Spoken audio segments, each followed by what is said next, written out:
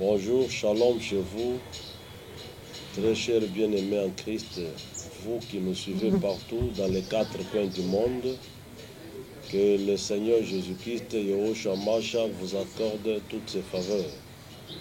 C'est la voix du révérend docteur Jean-Pierre Kumba, le pasteur de l'évangile de Christ, qui est la voix obligée pour le salut, qui vient par le moyen de ces réseaux pour vous édifier, vous éclairer et vous consoler de la part du Seigneur.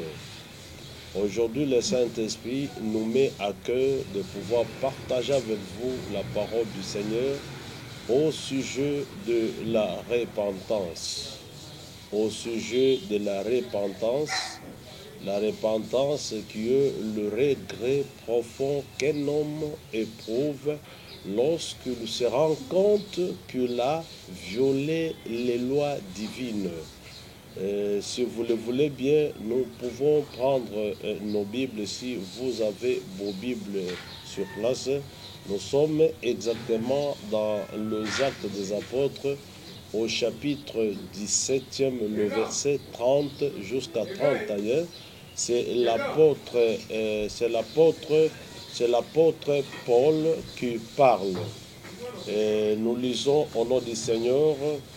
La Bible dit ceci: Dieu, sans tenir compte des temps d'ignorance, annonce maintenant à tous les hommes en tout lieu qu'ils aient à se repentir, parce qu'il a fixé un jour où il jugera le monde selon la justice par l'homme qu'il a désigné, c'est dont il a donné à tous une preuve certaine en le ressuscitant des morts.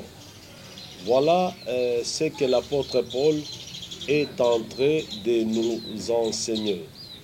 Le récit que nous venons de lire, chers téléspectateurs, c'est un événement qui a eu lieu pendant que Paul était à Athènes pour faire la missiologie. Et la missiologie qui était autrement appelée l'évangélisation. Paul étant juif, il a quitté Jérusalem, il est allé à Athènes, une ville grecque, pour évangéliser les habitants de cette ville. Étant arrivé dans la ville d'Athènes, l'apôtre Paul a constaté un fait regrettable. Dans cette ville-là, il y avait des idoles partout et il y avait des temples d'idoles partout. Les Athéniens étaient religieux et leur religion était dirigée vers les idoles. Or, l'apôtre Paul dit: les idoles ne sont pas des statues simplement, ce sont des démons qui s'incarnent derrière les statues, et les idolâtres sont les adorateurs des démons. Il a trouvé que cette ville-là était idolatrique et partout il y avait les idoles que les gens vénéraient chemin faisant. Dans tous les chemins, dans toutes les bifurcations de routes de la ville d'Athènes, il y avait les idoles. Lorsque Paul a constaté cela, le Saint-Esprit s'est irrité en lui. Alors, lorsqu'il s'est irrité, il a observé attentivement. À sa grande surprise, il a vu un temple où les Athéniens avaient écrit à un Dieu inconnu. C'est qu'ils avaient construit un temple et qu'ils vénéraient un Dieu qu'ils ne connaissaient point. C'est ainsi que l'apôtre, saisissant et saisit cette opportunité, c'est devant ce temple que les Athéniens, le grec d'Athènes, vénéraient sans les connaître. Il s'est mis là, il a crié: je voudrais maintenant vous apprendre le Dieu que vous vénérez sans pour autant les connaître. La Bible dit ceci: l'apôtre Paul a convoqué la foule, il a commencé à leur démontrer les dieux qu'ils adoraient sans pour autant les connaître. Il a dit ceci: le Dieu qui a créé le ciel zélateur, celui qui s'appelle Elohim, le Dieu qui existe par lui-même, parce que Dieu est défini par un théologien dénommé Strong, que que Dieu est un esprit parfait et infini.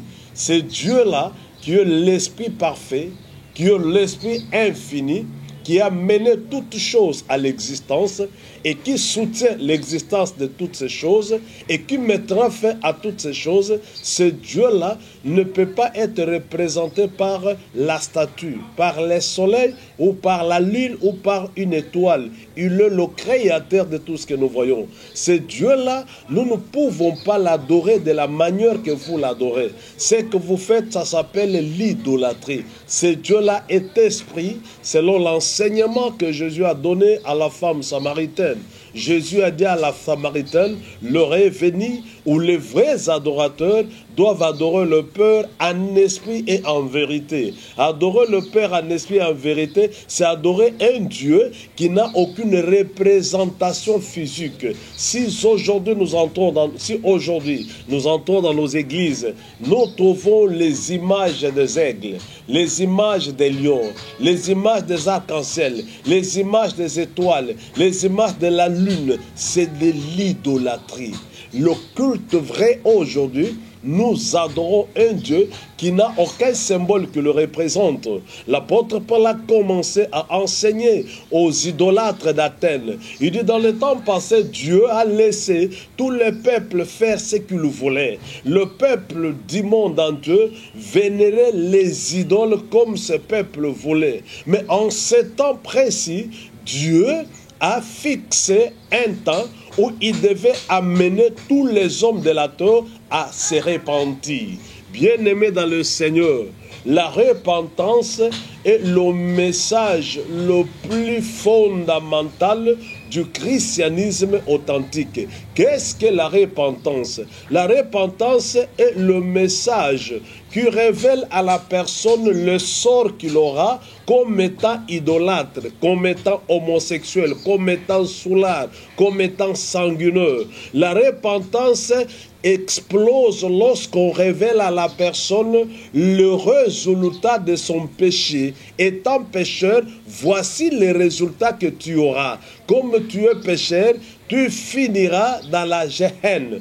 Tu finiras dans un lac de feu. Tu vas y souffrir éternellement. Lorsqu'on annonce à la personne le malheur qu'il aura comme étant fui de ses péchés, ce message-là va susciter les remords. Ça va susciter le regret. C'est ainsi Angus, comme symbole de la repentance, au jour de la Pentecôte, lorsque l'apôtre Pierre a prêché la repentance, la Bible dit, tout le monde eut les cœurs vivement touchés. Le message de la repentance touche le cœur. Le message de la repentance pousse la personne à pleurer sur sa vie, parce qu'il découvre qu'il est cadavre spirituellement parlant, parce qu'on lui montre la tombe qui recevra son âme après la mort. On lui montre qu'il y a un lac de feu, autrement appelé l'enfer, qui va te brûler. Tu brilleras éternellement dans l'enfer, ensemble avec le diable, ensemble avec le démon. Alors, ce message qui annonce à l'homme le sort de son péché, le résultat de son péché, va créer les remords, va créer les regrets. La personne va regretter pour avoir choisi la voie du péché. Et la repentance, le prophète Joël est tenté de l'expliquer d'une manière aussi claire. Lorsque Joël prêchait les enfants de Juda, lorsqu'ils étaient touchés par le message, les enfants de Juda déchiraient leurs vêtements. C'est ainsi que le prophète Joël dit que non, ne déchirez pas vos vêtements. Déchirez plutôt vos cœurs. Le message de la repentance, c'est le message qui entraîne la déchirure du cœur. Pourquoi on déchire le cœur? Parce que Jésus sait l'enseigne, c'est du fond du cœur. Quelles sont les méchancetés? Quels sont les mensonges? Quelles sont les mauvaises pensées, les impudicités, l'idolâtrie? Tout le mal, tout le péché que l'homme est en train de commettre, ces péchés sortent du cœur. Et lorsqu'on déchire le cœur, c'est qu'on regrette. Est-ce qu'on regrette d'avoir fait ce mal-là? Pourquoi on regrette? Parce qu'on t'a révélé les sorts que le péché va produire. Voilà les éléments qui motivent la repentance. Si aujourd'hui dans l'église, nous ne dénonçons pas le péché, nous ne démontrons pas les mauvais résultats que le péché va produire. Si aujourd'hui dans nos églises, le prédicateur devient le Père Noël qui distribue les dons, qui distribuent les bénédictions, qui promettent aux hommes les choses meilleures de la terre, même les prostituées, le méchant, les marabouts, le magicien, les orgueilleux, le sanguineux, qui entrent dans nos églises, au lieu de leur montrer le jugement de Dieu, le jugement dernier, l'enfer, la guerre, le lac de feu, la mort éternelle, la séparation éternelle avec Dieu, la condamnation éternelle, nous ne savons plus dénoncer cela. Nous sommes là juste pour distribuer le miel dans l'église, promettre aux chrétiens toutes les choses du monde. Bien-aimés dans le Seigneur, ces messages-là ne pourront pas entraîner les gens à la repentance. L'apôtre Paul a dit ceci aux amis d'Athènes, que Dieu a fixé un temps où il jugera le monde. Comme le jugement arrive, c'est ainsi que Dieu envoie le prédicateur dans les quatre coins du monde pour qu'il nous enseigne la repentance. La repentance, c'est le regret que ton cœur va éprouver lorsqu'on t'informe, lorsqu'on te révèle qu'à cause de ceci, à cause de cela, tu vas finir ton éternité dans le lac de feu, dans l'enfer.